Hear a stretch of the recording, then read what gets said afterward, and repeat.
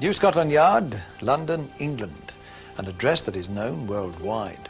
Headquarters of the Metropolitan Police, guardians of the capital city against crime.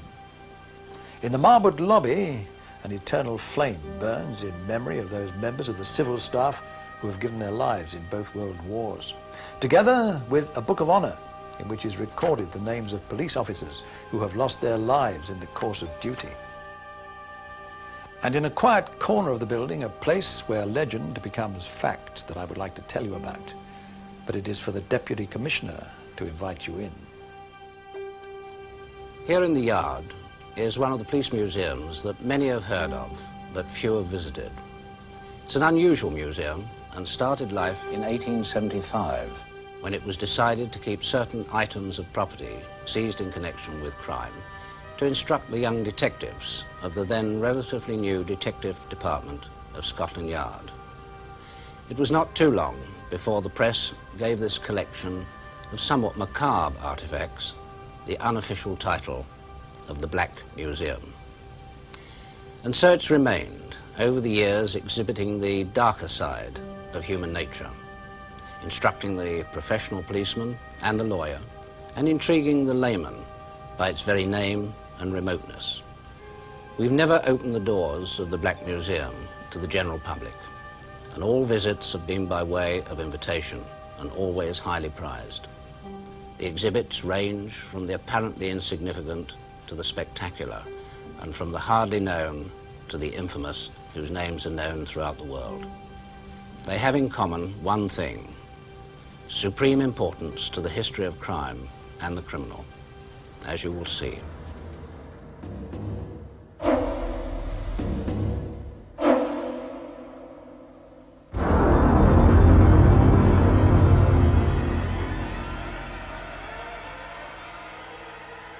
A similar call for the army in a similar situation was made by the police officer who introduced this video.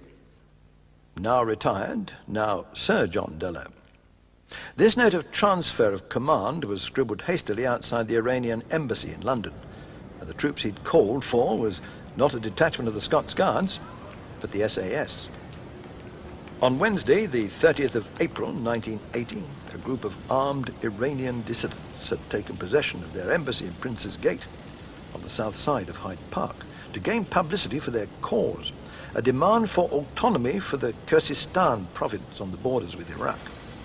They held 27 people hostage in the embassy, including the ambassador and the man whose uniform, or at least part of it, is now an exhibit in the Black Museum.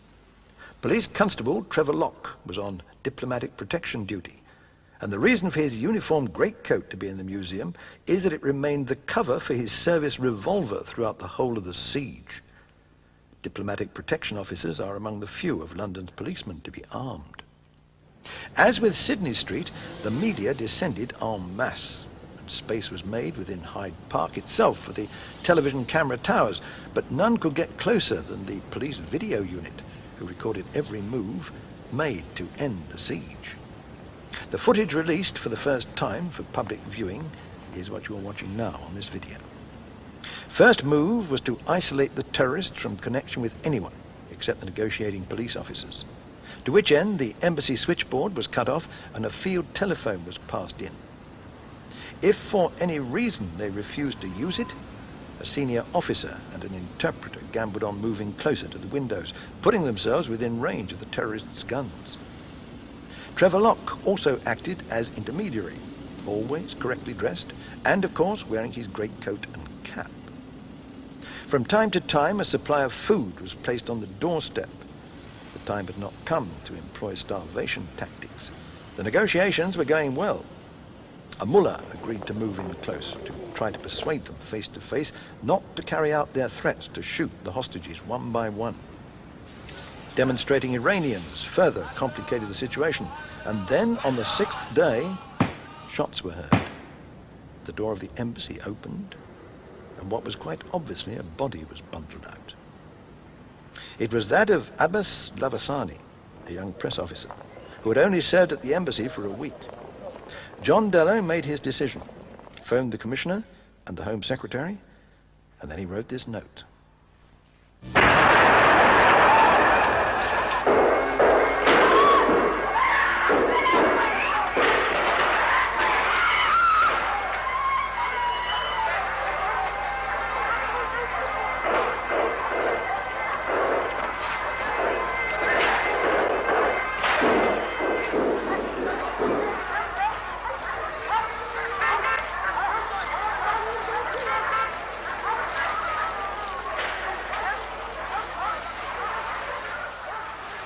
As the SAS brought people from the blazing building, they were put face down on the grass and their hands bound until they could be identified as either hostage or terrorist.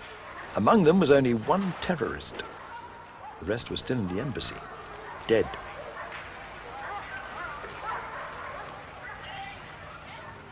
Before we depart from this particular visit to Scotland Yard's Museum of Crime, our thanks go to the Metropolitan Police for their willing cooperation in the making of this video, and in particular to the now retired Sir John Dellow for allowing us behind the scenes to experience just some of the fascinating work of London's police. Young constables for whom training for the future gains from the knowledge of the past, even the distant past, when it was thought that a criminal face existed. The death masks were made of all who were led to the scaffold.